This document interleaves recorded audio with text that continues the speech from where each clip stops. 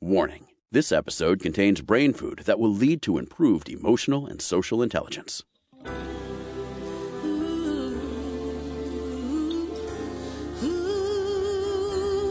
Give us 1 hour and we'll help you change the way you think about happiness. Harvesting Happiness with Lisa Cypers-Kamen is fresh, optimistic, and purpose-driven media that promotes well-being from the inside out.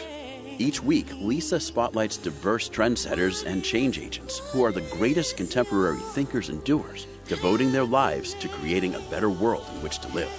Your host, Lisa Cypers-Kamen, is a widely recognized applied positive psychology expert, author, documentary filmmaker, and lecturer specializing in optimal lifestyle management.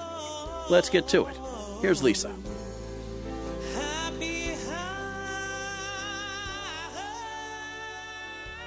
Good morning, good afternoon, and good evening wherever you are. Thanks for joining me on today's show, where you will learn about digital declarations and social media realities, communicating with civility in the ethers and beyond. My first guest is Luvvie Ajayi. We are talking about Luvvie Ajayi's new best-selling book, I'm Judging You, The Do Better Manual. Luvvie Ajayi is an award-winning writer, pop culture critic. She is the comedic voice behind the popular blog AwesomelyLuvvie.com, which has caught the attention of the likes of Shonda Rhimes and Ava DuVernay for both her scandal recaps and social commentary. Luvvie is also a digital strategist, noted speaker, and the executive director of the Red Pump Project, a national organization raising awareness about the impact of HIV/AIDS on women and girls. Luvvie was born in Nigeria and now lives in Chicago. Welcome, Luvvie. Thank you for having me. Oh, it's a pleasure. Let's get busy with your book, because you've got some wonderful topics that you are writing about and that we have all experienced. And I think that's what makes this such an interesting and fun read.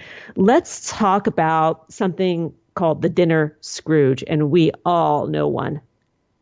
Oh, so the dinner Scrooge, so group dinners are very painful, as you know, because anytime the bill comes, somehow somebody's always short. We always come up like $60 short. And the dinner Scrooge, I talked about how there's 3 types, and there's one, the person who orders everything on the menu, and then when the bill comes, they're like, we should all split the bill. No, I ordered a salad, and you ordered 8 drinks and 5 entrees. We're not splitting this bill. There's also the person who somehow always leaves before they pay. They always forget to pay before they have to hustle away. And then there's a person who has to calculate their meal down to the penny, and they're like, that's what I'm going to pay and not much else. So, yeah. You know, what I find interesting about that dinner Scrooge is the calculator usually ends up being the bank. So that one person who's trying to figure out who owes what ends up being the financier for the shortfall. Do you experience that?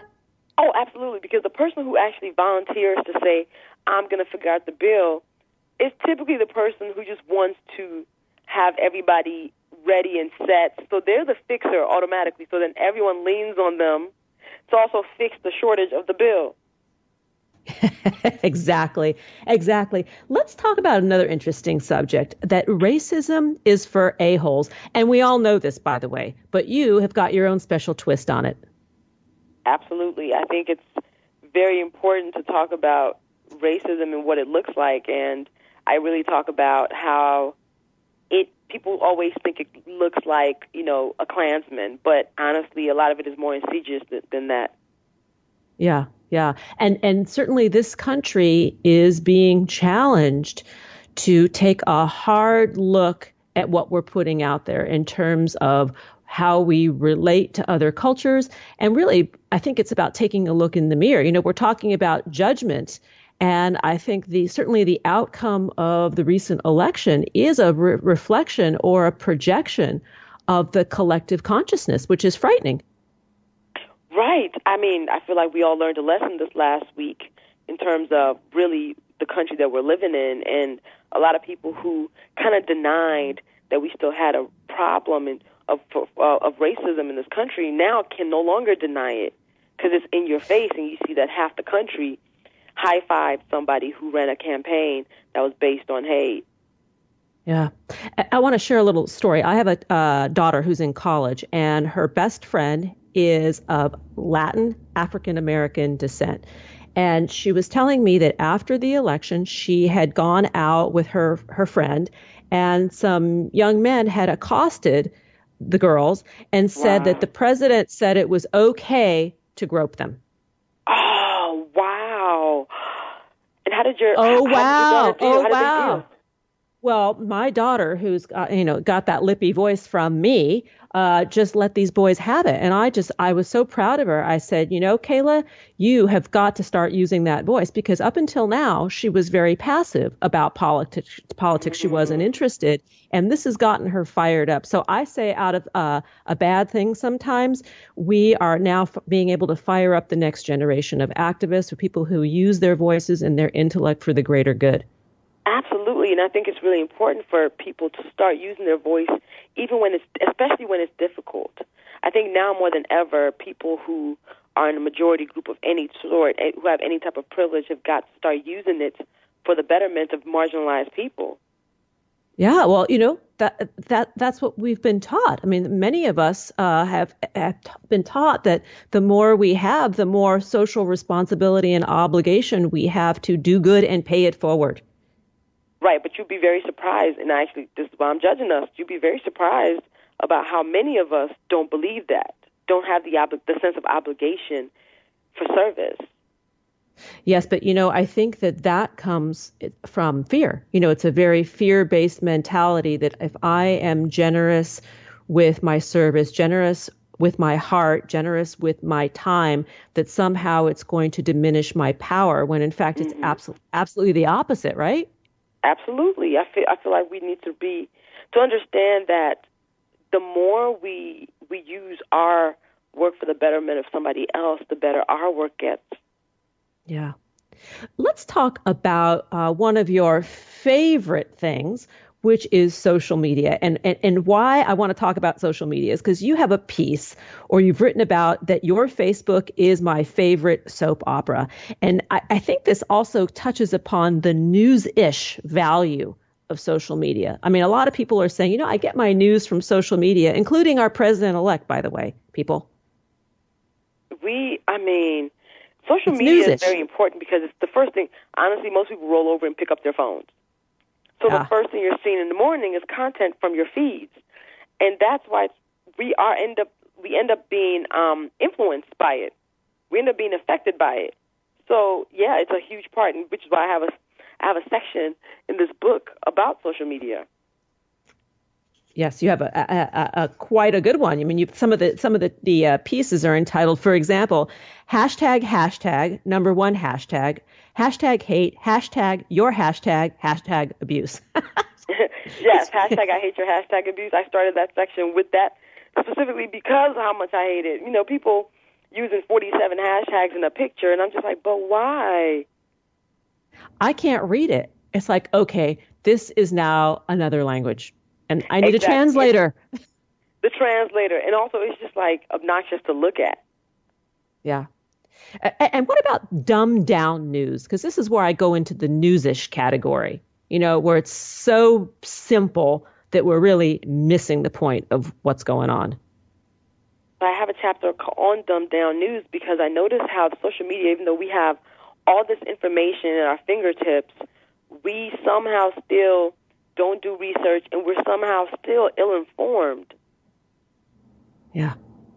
What about for shame, get some e-behavior? Because this is something you really focus a lot on, is that sort of ether etiquette.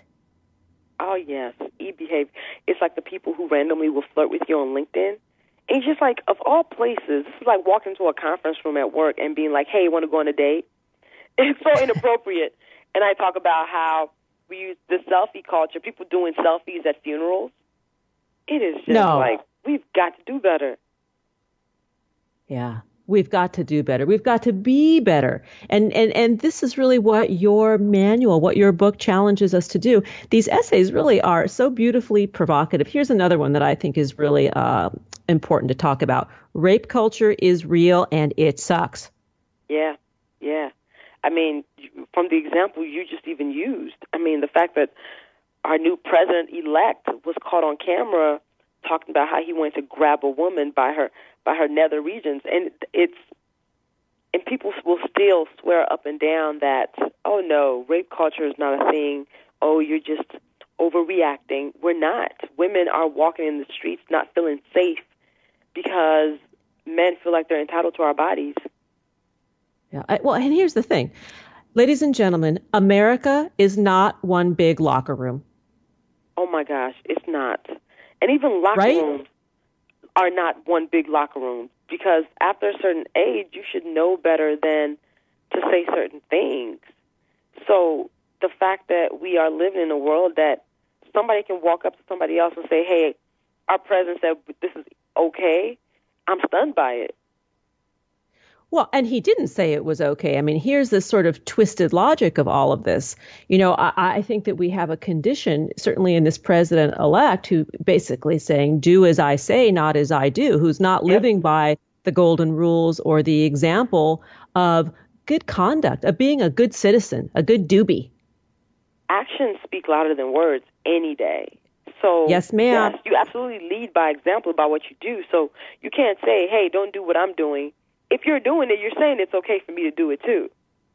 Yeah, exactly. Exactly. We're going to need to go to a break. But before we do, I want to give a plug for the Red Pump Project.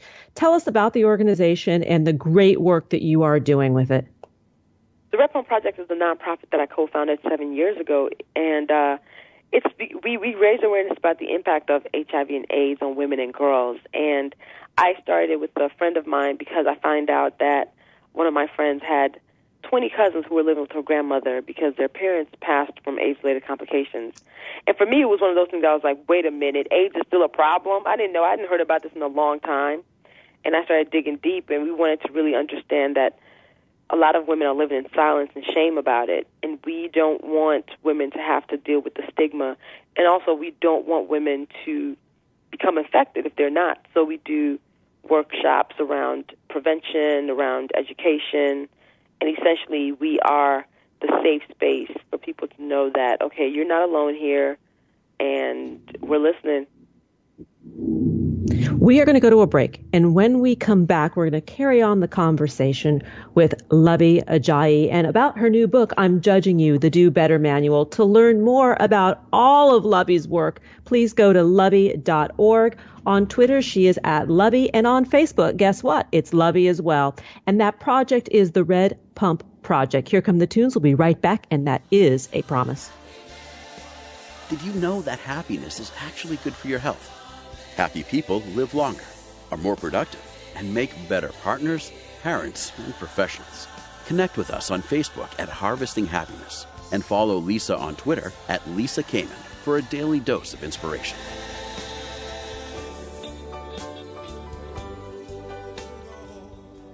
It's when the wind blows you a kiss, and what you got, hold on to this.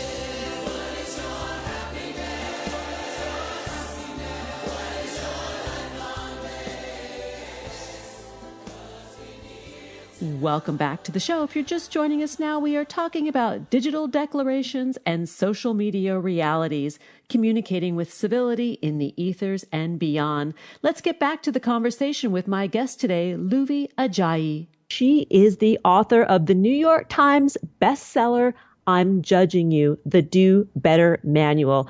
So, Lovey, prior to the break, we were talking about the Red Pump Project, which is your nonprofit that is helping raise awareness about the impact of HIV and AIDS on women and girls. We were also talking about some of your essays, which make such fun commentary on life, just life. Let's talk about another one, because there's one in the fame section about, so you're kind of a big deal on the internet because, you know, for those of us who are not in the know, and I'm just really seeing the internet sensations, I'm focusing my attention on what's going on the internet. There is a whole other internet wood, right? It's not Hollywood, it's internet wood. Yes, there. You know, because of social media being so big, of course, a lot of people have come up in the space and are now kind of celebrities in their own right. I mean, I'm somebody who's benefited from social media space, and So I definitely understand. And part of that I make fun of myself, too, is just how a lot of times people take it very seriously, their online fame. And I make fun of them for doing it. Yeah, we are not our social media personas. And at the end of the day, I mean, this is the dilemma that I see. At the end of the day, the people that are going to show up for us when life goes south and in crisis mode are not necessarily the ones that are out there, but the ones that are next to us. Yeah, I think it's also important to put it in perspective. Is understand that you can absolutely build solid, genuine relationships online, but if the person who's your bestie is somebody who you know on Facebook and you don't even have their phone number, that's a problem. That's a problem. And that's an illusion, right? I mean, things are not what they seem. So I always talk about people taking what they're doing offline is from activism to friendships. You can start something online any day, but don't leave it online to where if somebody deleted your Facebook account, you'd be cut off from that person. A lot of us don't realize that how little we've really connected with people in real life until things like that happen where it's like, oh, my gosh, this person deleted their Facebook account. I don't even know how to reach them now. That, and what about if there's a power outage? Exactly. Exactly. then we're really sitting alone in the dark. Exactly. So it's like we have to start putting it in perspective and understanding what social media really is and how we can parse it out. So for some people, it's their entire lives. Everything is social. Everything from the moment they wake up to the end of the night. I mean, so it's one of those things that's like, what are we really doing? Yeah. And I love that you challenge us to think about it and act on it and to just do better with it. You've got an essay in part 1 under life that says when bayhood goes bad. Talk about that. Oh, goodness. When bayhood goes bad is the essay I wrote about how sometimes we know people or sometimes we are those people who make horrific relationship decisions.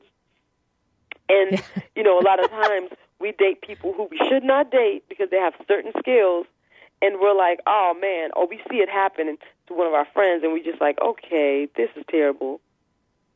Yeah. But when we notice there's a train wreck on the way, I mean, doesn't a bay like alert, danger, danger, danger? Hilarious. If we go to brunch and I see it happening, I can maybe comment, but some people are so deep in love or lust, they just know they're not going to receive it. Yeah, that's true. Those love lights are pretty powerful, huh? It is. All right, moving on to culture. I want to talk about Nobody Wins at the Feminism Olympics. Love this title. My chapter on that really is talking about feminism, the word that comes with it, the baggage that comes with it, and why some people don't identify with it. And I do, in spite of all of those things. And I talk about really what has feminism done and how can it do better. Yeah. Well, here's the interesting thing about feminism, and certainly women have come a long way, and that glass ceiling is shattering very rapidly. But the reality of it is many of us were never told that we were anything less. And so we're kind of scratching our heads like, what do you mean we can't? Yeah, I think it's really important to just, again, perspective is everything. Yeah. And I think that one thing that we don't do well is really prioritize what's important and what's not. Yeah. Definitely. I agree with you. You've got another essay in that same category. And here we go with those hashtags again. And this one is putting a big smile on my face.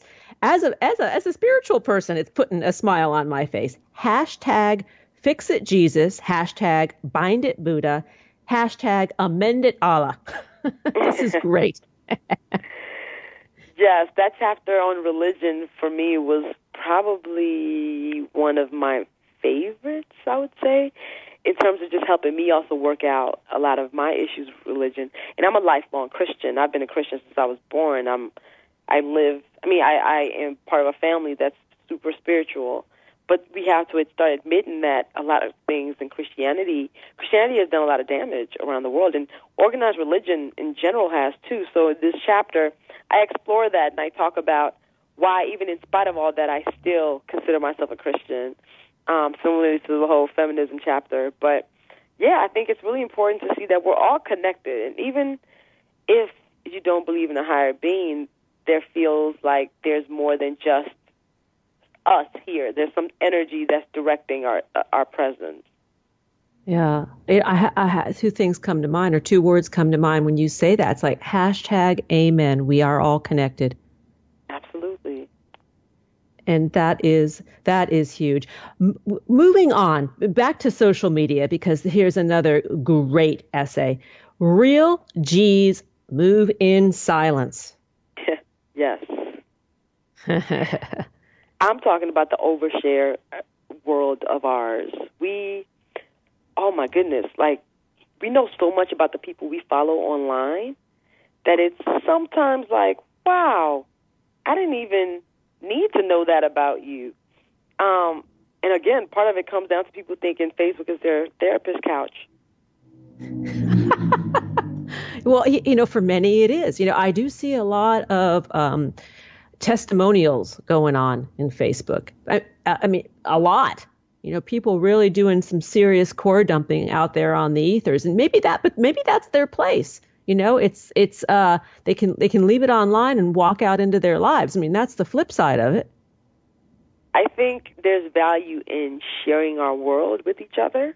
There definitely is that value, but it's like a thin line between overshare and vulnerability. Yeah. Well, speaking of vulnerability, this book has really catapulted you from the internet and your fame and recognition that you have online and out there in the ethers to the public stage, to those people that might not necessarily have ever discovered you. And how is that shift affecting you, the success of the book being a New York Times bestseller? One, I get less sleep because I've been on the road since September 13th when my book dropped. But I'm not going to allow it to change who I am and change the work that I do. I think I've welcomed the love and the feedback that my book has gotten, because it's definitely blown my expectations. But I also, again, I keep perspective and understanding that, okay, the work got me here. I got to keep doing the work now. Yeah, and I think that's the point of everything that you write. Your epilogue in the book talks about do something that matters. And this is what I see that you are doing. You are taking your unique, sassy, moxie voice and doing something for the greater good. And I applaud you for that. Thank you. Yeah, I mean, this is good work. And, it's like these stories, these essays that Lovey Ajayi has written really are touching on the pulse of what's going on in America and around the world, and issues that we wrangle with as women, as mothers, as wives, as partners, as professional people. And it's not just for the bays, it's for everybody about, do better, be better, go out and do something that makes a difference. And I can't wait for more, Lovey, because I know that there is a lot more of this inside of you. Thank you. Like, people have already been asking me about book 2. I'm like, whew, all right, let's finish this tour first. Yeah. You got to be standing afterwards, right? Right. Yeah. But it's an honor for people to even be asking about that. Well, you've got it, girl. You've got that sharp wit and your finger on the pulse that I think is maybe making people stand up and take notice.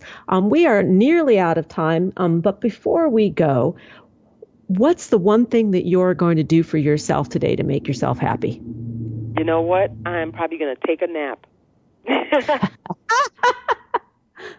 Lovey Ajayi is going to get some Z's to make herself happy. I love that. I love that. Let me give you contact information out once again. The best website to reach you, Lovey, and all your endeavors is lovey.org. Is that true? Absolutely. It will lead you to everything else. Oh, yeah. to lead you to the love, lovey.org. On Twitter, that handle is @Lovey. And on Facebook, the page is Lovey. The book, once again, the New York Times bestseller, no less, is I'm Judging You, the Do Better Manual. My guest today has been Lovey Ajayi, and I want to give you a shout out of love, Lovey, because this is great work. Thank you so much for being with us on Harvesting Happiness Talk Radio. Thank you so much for having me. A pleasure. Here come the tunes. We'll be right back with our next guest. Did you know that Harvesting Happiness travels? Lisa delivers unique on-site mental fitness programming at corporations, universities, and organizations around the world that boosts morale, creates positive change, and improves well-being. Visit harvestinghappiness.com to connect and learn more.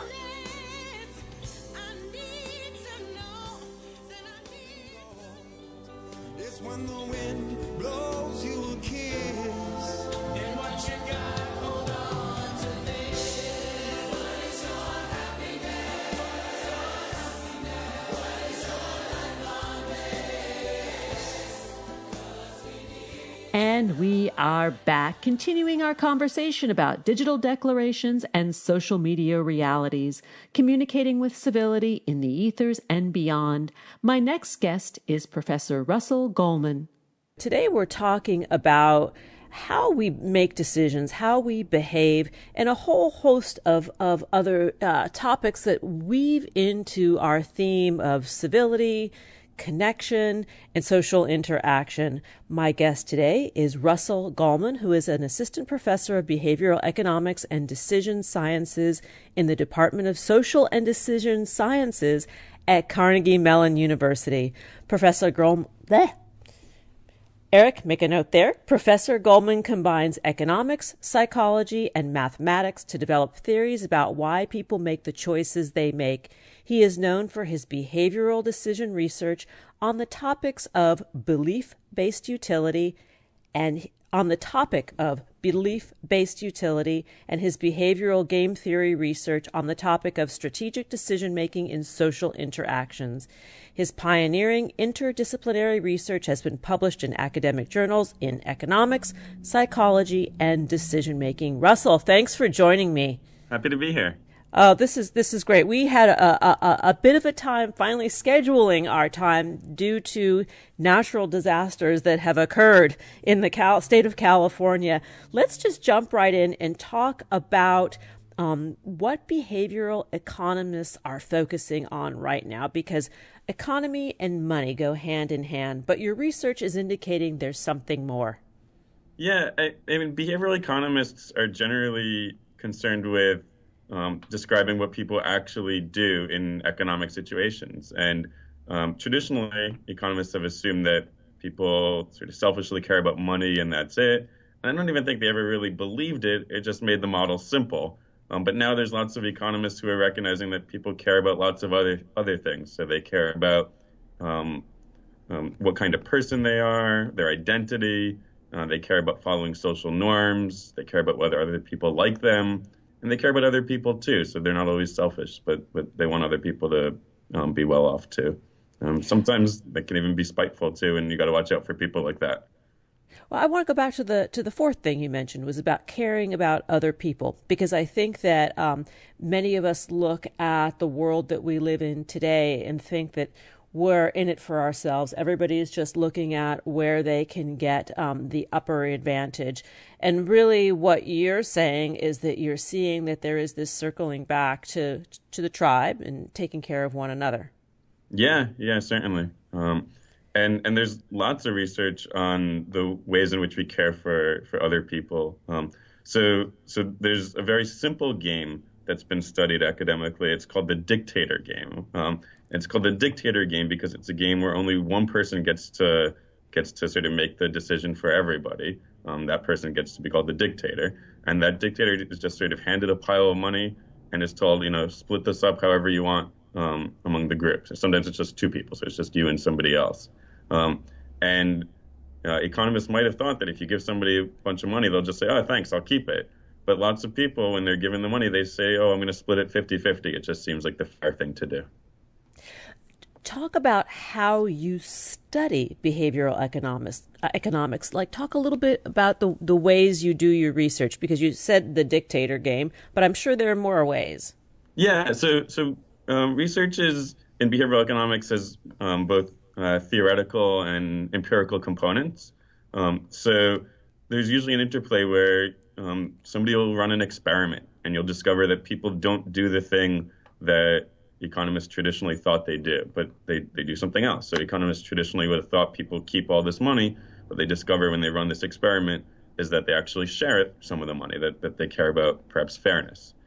So then you discover something in an experiment, and then a lot of my research is on the theoretical side, saying how can we explain what people do? So we try to create a mathematical model where we make some assumptions about what people actually care about that tries to explain the results of the experiments. So you might assume that people care about how well off other people are, or you might assume that people also care about their responsibility for other people. So, we do think that people care about other people, as evidenced by this game. At the same time, we also see that people give some amount of money to charity, but certainly not 50% of their wealth to charity. So there's something different about giving 50% of this money that an experimenter hands you to somebody else in a game and actually giving 50% of your actual wealth to charity. And so people care about other people, but they also care about feeling like they're being fair to other people and not just sort of giving away all their money to charity.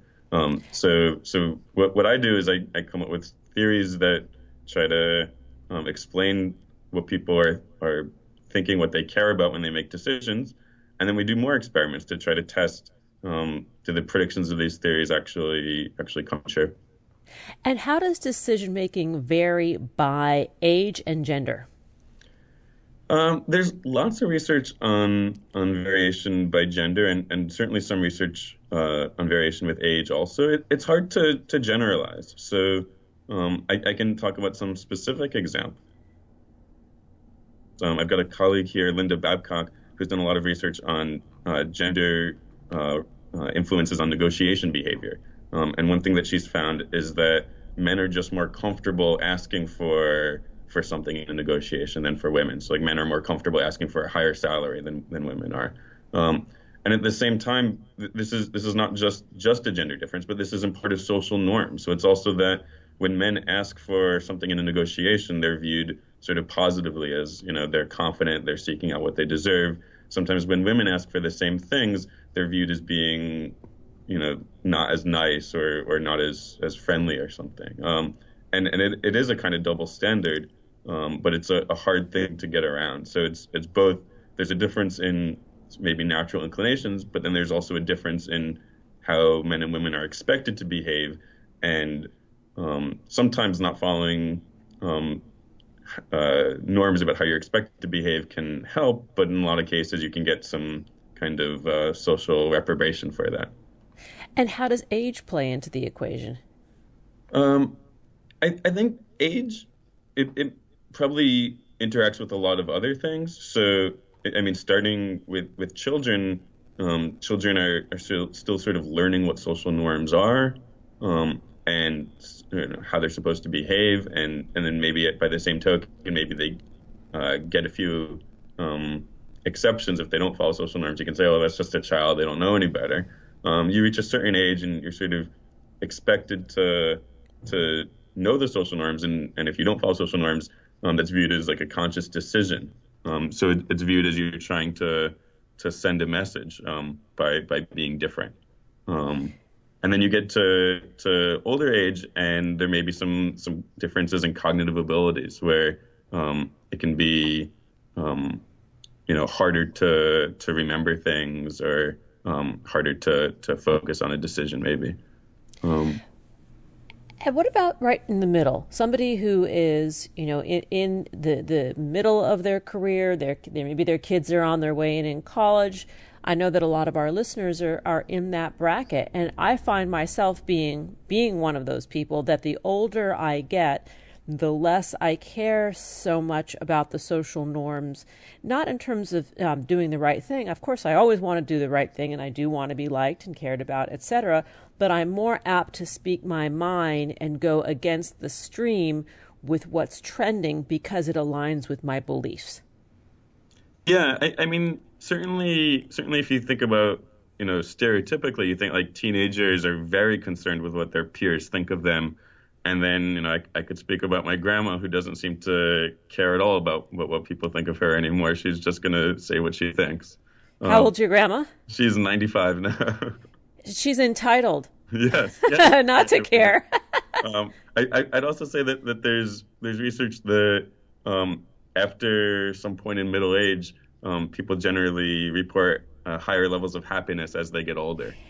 Yes, so the U curve, right? That's the U curve study. Yeah, exactly. So despite, you might think that getting old has health problems or something, people are generally pretty happy as they get older. I don't know about all the causes, but I wouldn't be surprised if part of it is, a comfort with the self and not being so concerned with what other people think about you, that you can say what you think, and that you can maybe distinguish what are called sort of injunctive norms, where it's like this is like what you're supposed to do, from the just kind of like the social norms that like these are just like things that everybody does, but nobody's really going to care if you don't do it also. So if you want to eat dessert before dinner, nobody's gonna, people may judge something about that, but nobody's gonna say you've harmed them, right? That's not an injunctive social norm. That's just you'd be doing something a little different. But if it makes you happy, then who's to stop you? Yeah, I definitely hear you. Talk about how we buy a little bit, and maybe how that breaks down generationally. Like, I know that I have young adults, and they see something on TV or they see something in social media that sort of strikes their fancy. They immediately want to buy that thing, right? It really grabs them. And their impulsivity, and maybe that's because their prefrontal cortexes are not completely developed. Their impulsivity sets in. And then for older people, they see something that might really interest them, and a healthy mind might say, oh, that's kind of a sexy object. I might like to have that thing, but they won't leap and buy. And when you're talking about sort of economics and marketing, how does that all work? I mean, there's a lot of research on what's called present bias, which is this idea that people are sort of overly focused on the present and neglect the future, and that is thought perhaps to relate to all kinds of behaviors where people succumb to temptation. So it could be, I buy something without thinking about, is this gonna stop me from spending on something that's more important in the future, or it could be, people maybe overeating, even though they'd really like to think about their diet and be healthier in the future. Sort of in the moment, the temptation is just hard to resist. Economists have sort of traditionally thought of this kind of impulsivity as being related to just how much people care about the present versus the future. But I think there's now some behavioral economists who are thinking that there's also a strong element of just how real the present feels compared to the future. And so when something is right there in front of you and it's real, it can be awfully tempting. And if you could just sort of get yourself out of that hot state and into sort of like a different kind of mental state where you're able to just reflect a little bit more dispassionately, you might very quickly feel differently. Hot state. I like that. Yeah. So I've got a colleague here, George Lowenstein, who's written a lot about this hot, cold empathy gap. And it's like when you're in this hot state, you find it sort of very hard to remember what it was like to be sort of cool and collected. And by the same token, when you're sort of cool and collected, it's very hard to imagine what it's like to be facing temptation right there and dealing with something that is very exciting, or that evokes some other kind of emotion. Let's talk for a second about how that trends along with civility, or the lack of it. We see a lot of what's going on in the media, in the political climate, even in a rise of hate crimes. How does this all tap into what you're researching? Well, I'm very interested in how people decide to treat each other. So I think it's hard to understand what's going through someone's head when they do something like a hate crime. And I think even in kind of more ordinary incivility, I mean, even we have politicians who will say things that other people find offensive or find hateful, and it's hard to know in some cases why somebody is going to disregard other people's emotions. When you look at it's happening in politics, I think part of it is that there are actually some rewards for making certain groups appear to be outsiders, and it's a way of sort of targeting a particular kind of voter and saying, I'm one of you, I'm not one of this other group. But when you get to something like hate crimes, it really seems like it's hard to see, what a benefit is to doing something like this. So, economists were usually thinking, like, if somebody does something, it must have been to maximize their utility. It must have been that they had some reason to do it, some goal they were striving for. And in situations like this, it's like you can try to tell a story about, they thought that they were standing up for people like them or something, and they had this view that the world is very zero sum. But I think it becomes hard to really understand what goes through someone's head when they do something like that. We're going to take a break, and when we come back, we're going to continue the conversation to learn more about the research that Russell's doing at Carnegie Mellon University. There is a huge, long website link. But I'm just going to ask you to go to www.cmu.edu. That's carnegiemellonuniversity.edu, and look for Russell Goldman, Golman, and you'll find the work that he is doing there, all about the research. Here comes the break. By the way, there's no Twitter and Facebook, and we're going to talk about that when we come back as well. Who says money can't buy happiness? Whether you are a skeptic or seeker, check out Lisa's new book. Are we happy yet? 8 Keys to Unlocking a Joyful Life. A boot camp manual for greater emotional fitness is available at Barnes & Noble, Amazon, IndieBound, and HarvestingHappiness.com. Here's a truth bomb. Emotions are contagious, and happiness is a universally desired state. But we tend to forget that we all have the freedom to be happy or the liberty to be miserable each day, regardless of external circumstances. Explore the journey of human happiness, how to find it and keep it, with Lisa's documentary film, H Factor. Where is your heart? Visit HarvestingHappiness.com to learn more.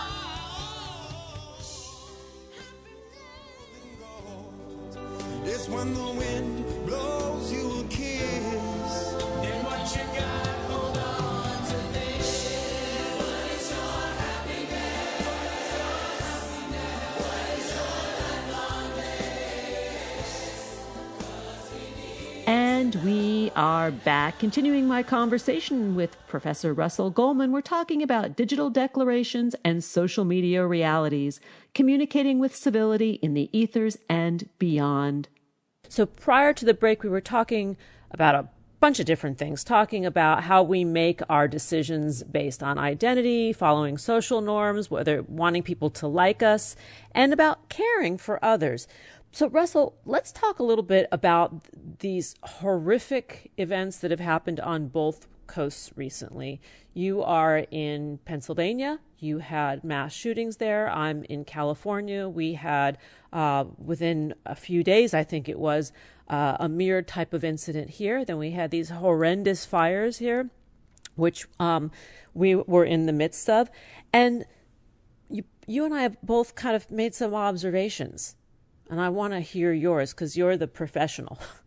Yeah, well, I mean, this is just sort of an ordinary observation, nothing required a lot of expertise. But I'm here in Pittsburgh, just maybe about a mile away from where the shooting took place here. And the community really did come together afterwards. And so we've got, just lots of people who have been leaving flowers by the synagogue where the shooting occurred. Lots of people sort of expressing sympathy, just sort of saying, do you know anybody who was hurt? And everybody knows somebody who knew somebody. So in our Carnegie Mellon community, one of the victims was the wife of a former professor here, and it's just one person who can cause so much hurt and damage, but then it's a whole community that really comes together and does express with their words and their actions too how much they care about each other here. And it's the Pittsburgh community is really a wonderful place to live. It's a really nice community where people do care about each other. And I'm seeing the same thing here. We're separated by nearly 3,000 miles. And Malibu, which suffered the fires, and the Thousand Oaks area, it's generally an affluent area, and people are pretty independent going about their day. And some might say that even though there's a bit of entitlement, it still is a community. And after both of these tragedies, people really rallied, and their money went where their mouths were. People were, sending resources in. It was about paying for someone's meal if you saw that they didn't have a lot or they were displaced from the fires or affected by the shootings. So there really was this coming together. And for me, from my view, it taps into, post-traumatic growth when you're able to take a terrible situation and be positively transformed by it. Yeah. I mean, I obviously everyone wishes that there's something more they could do to prevent this from happening. But just having that kind of social support, I think, means a lot to people. It's just much easier to get through difficult times when you know that there are other people who care about you and who want to help. It's been very comforting here. I mean, we have not been affected directly. We haven't been living in the fires, and thank goodness we were not in the midst of the shootings. But within a 10-mile radius, both of those things occurred, and the communities are devastated. And in the case of fire, it's quite apocalyptic. Right? People have lost everything. Their homes, their baby photos, their memorabilia, the things that actually do matter in making up one's identity. Yeah. Prior to the break, I mentioned that you don't have social media, and I don't mean that you're living in a cave and not connected to the outside world. I want to make that very clear. I do spend a lot of my time on the internet, I'll admit that. Yeah, but there's a conscious decision, and I think that is trending amongst many of us to be more judicious in the use of social media. Yeah, and I think there's two dimensions of this. So I think one that a lot of people are beginning to think about is this issue of, like, what do you post to social media, and that when you post something on social media, it's going to sort of be there permanently, and do you want to be concerned with this, like, image that you're creating that is going to be hard to get rid of. There's a lot of work on sort of privacy preferences. I think as an economist, you might say people's behavior sort of reflects their preferences, and people seem awfully comfortable just putting themselves out there and not being so concerned with privacy preferences. And I think to me, it's not privacy preferences that keep me wary of social media. I'm fine if other people know something about me. It's actually the flip side, which is that I find it to be a maybe uncomfortable temptation to be sort of reading about what my sort of weak acquaintances are doing in messages that weren't intended specifically for me. So I've often known friends who will get very caught up in, say, reading about what their exes are doing on Facebook, and it just seems like a very unhealthy kind of habit. It's natural to have this kind of social curiosity about people who you've once cared about. And for that matter, to have the same kind of social curiosity about people who you've just met and don't know much about yet. But I'd rather sort of get to know people in a more sort of direct personal conversation. And so I certainly am comfortable with using social media in one-to-one communication. It's the one-to-many communication that I feel like I want messages that are meant for me, and I want to customize what I'm telling to my audience. So I'm going to tell different things to my best childhood friend than I just want to tell to anybody who just happened to just meet me. Yeah. I think it's something that many of us are questioning. When social media first started, and don't forget, like, I'm an old person, right? I'm a mother of young adult children. So I was much more active because it was such a shiny new object. It was so curious to be able to hook up with people, and hook up in the grown-up sense, not the other sense, that I hadn't seen in, 20 or 30 years. I mean, that was just amazing. And then it got to the place where it had the ability to take one away from one's presence. So rather than connect, it was a time sucker. Yeah, yeah. I mean, I have little kids, and I'll take them to the library or something, and looking around at some of the other parents there at the library, it's very easy to get sucked into the phone. I mean, I'll do it myself too. I won't deny that. But you do lose something when you're not present with your kids, with your friends, with your husband or wife. So the ability to connect to people who you no longer live in the same neighborhood with is tremendously valuable. But you certainly want to make sure that you're connecting with the people that you are living with also. Agreed. And I wanted to also go back to about the hot mind and impulsivity, because we talked about that in the previous segment.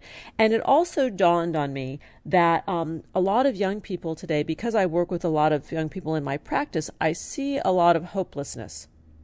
That there's not the same value of the future as there once was. I don't know if I've seen as much of that. I wonder if that's in part when you're dealing with people who are trying to deal with the traumatic stress. I think that's a natural reaction. But I think as a whole, the young generation does seem, I think, quite confident in their ability to create change in the world. In some sense, I think we're living in one of the most prosperous times ever. So I don't think there's anything to be hopeless about right now. I agree, but I think you hit the nail on the head that we're in one of the most hopeful times to create change. But I think for some young people, the hopelessness comes from seeing their parents and their grandparents who have been very prosperous, and then perhaps viewing that they could never get there. That the economy is in such a place that they could never attain the comforts that they've become used to on their own. Mm-hmm. Yeah, and certainly, I think in reality, like economic mobility is actually quite difficult. I mean, part of it is I think the overall level of our economic growth. I think like the overall level of like economic production, like the amount of goods that you can buy at the store at affordable prices. I think we're doing quite well in that regard. But in the sense of like a more relative, like a social mobility on an economic basis, I think there's actually very, very little ability for people who grow up poor to make it and really become wealthy. There's maybe other dimensions of happiness that we have a lot of equality on. So I don't think happiness is just about wealth, but certainly just being able to feel like you have economic opportunity is an important ingredient in happiness. I agree. Well, we know that money can only buy a certain level of happiness, right? That it's really about the basic needs and feeling that that one has a secure base. And that's beyond that, right? The billionaire is not a billion times more happy than the average Joe. Yeah, exactly. So it doesn't work like that. Yeah, exactly. So you might say that money doesn't buy happiness, but an absence of money could create some unhappiness. Yeah. Yeah. Well, there is so much material here, and I want to hang out more and talk about it. So maybe you'll just come back and we'll do more. But the bottom line is, that actions do speak louder than words, and we're talking about, how we behave and how it relates to not only our happiness but our collective welfare. Yeah, and I'm glad you brought up this idea that actions speak louder to words. speak louder than words. It comes back to what we were saying before about knowing that other people care about you, and showing that you care about other people. And really, I think it's more than just what you say, but it's what you do. And I think one idea here is that maybe we're sometimes very concerned about how other people are viewing us, and maybe so much to the fault that, when you get to be my grandmother's age, you can just say what you want and feel good about it. But the flip side is that, it's natural to care about social relationships, and they do make us happy. And so to the extent that you can show other people that you care, you actually can contribute to their happiness. And so we're sort of always going around judging other people, because it's sort of a natural way to decide who is it that we're going to care about. And it's like you don't have time for everybody, so you're naturally trying to figure out who are the people in your life that matter to you. And in general, they're not what's living out there in the ether, on the internet. It's really about the people that are next door and dear to your heart, and that's what it's all about. It's the connection. And in my view, in my experience, that at the end of the day, that is that thing. And when people talk about identity and how we want to be known or how we want to be remembered, I think showing up scores the highest mark. Yeah. I mean, just there's a lot that can be transmitted in person, certainly, and just like simply sharing an experience with somebody, simply looking into their eyes, and sort of knowing that you're there for them, that can matter a great deal for happiness. Well, I think that's currency unto itself, the most precious kind. To learn more about the research of Professor Russell Goldman, please head over to Carnegie Mellon. That's cmu.edu. And in the search bar, put Russell-Goldman, and you'll get to his work. Thank you so much, Russell. I so appreciate you hanging out with me. Yeah, this has been fun. Thanks for joining us on Harvesting Happiness. This is Lisa Cypers-Kamen, and my guest today, Luvi Ajayi and Professor Russell Goldman, wishing you kind thoughts, kinder words, and the kindest of actions. Until next time, remember, happiness is an inside job. Happiness is your inside job. Stay safe and joyful. Go out and rock your day. Keep harvesting your own happiness anytime and anywhere, from the comfort of wherever you are. Subscribe, listen, and share hundreds of downloadable episodes via our free app or from our libraries at toginet.com, iTunes, Google Play, and other fine podcast platforms. To learn more about Lisa's global consulting services, please visit harvestinghappiness.com. Spread more joy by liking us on Facebook at Harvesting Happiness and following Lisa on Twitter at Lisa Kamen.